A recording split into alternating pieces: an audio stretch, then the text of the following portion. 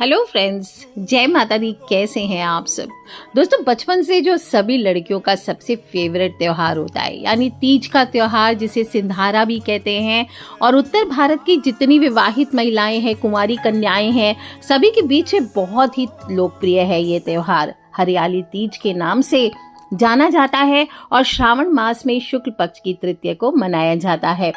कहीं इसे श्रावणी तीज कहते हैं, कहीं हरियाली तीज, कहीं सिंधारा तीज और कहीं छोटी तीज के नाम से भी जाना जाता है। हरियाली अमावस्या के 2 दिन बाद आता है ये तीज, और नाथ द्वारा के श्री जी के मंदिर में हरियाली तीज को परम पूज्य श्री राधा रानी को समर्पित कर इसे ठकुरानी तीज के नाम से भी जाना जाता है। आज के दिन, ठकुरानी तीज के दिन, राजस्थान के जो राजपूताना घर होते हैं, विशेष रूप से वहां इसे धूमधाम से मनाया जाता है। ये स्त्रियों का त्योहार है और वर्षा ऋतु होने के कारण इस समय प्रकृति चारों तरफ हरियाली की चादर बिछा देती है।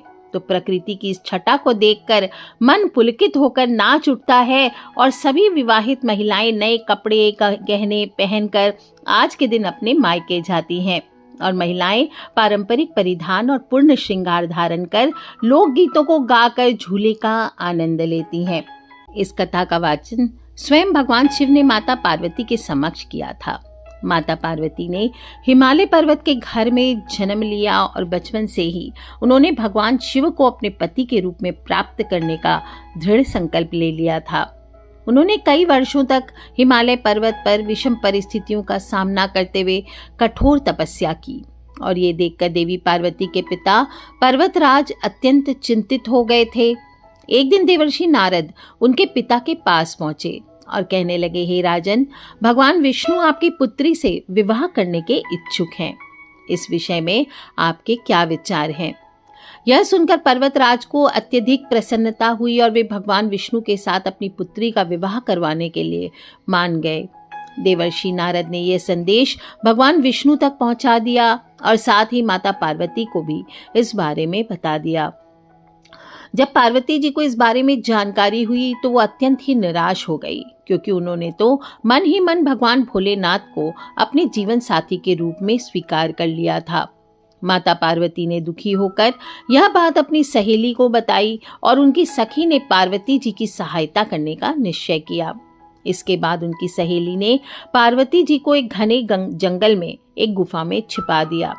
माता पार्वती ने उस गुफा में भगवान शिव की पूजा के लिए रेत के शिवलिंग का निर्माण किया और घोर तपस्या में लीन हो गई। संयोग से माता पार्वती ने शिवलिंग की स्थापना भादो माह के शुक्ल तृतीया को हस्त नक्षत्र में की थी, और साथ ही उन्होंने निर्जला व्रत भी रखा था। आखिरकार भगवान शिव माता पार्वती की सच्ची निष्ठा और तप से प्रसन्न हुए और उनकी मनोकामना पूर्ण होने का वरदान दे दिया।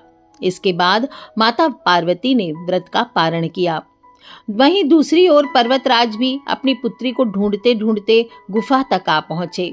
माता पार्वती ने अपने पिता को वहां घर छोड़कर गुफा में रहने का कारण बता दिया। साथ ही उन्होंने अपने पिता को भी यह बताया कि भगवान शिव ने उनका वरण कर लिया है, और इस प्रकार उन्होंने भगवान भोलेनाथ को अपने वर के रूप में प्राप्त करने का संकल्प पूर्ण किया।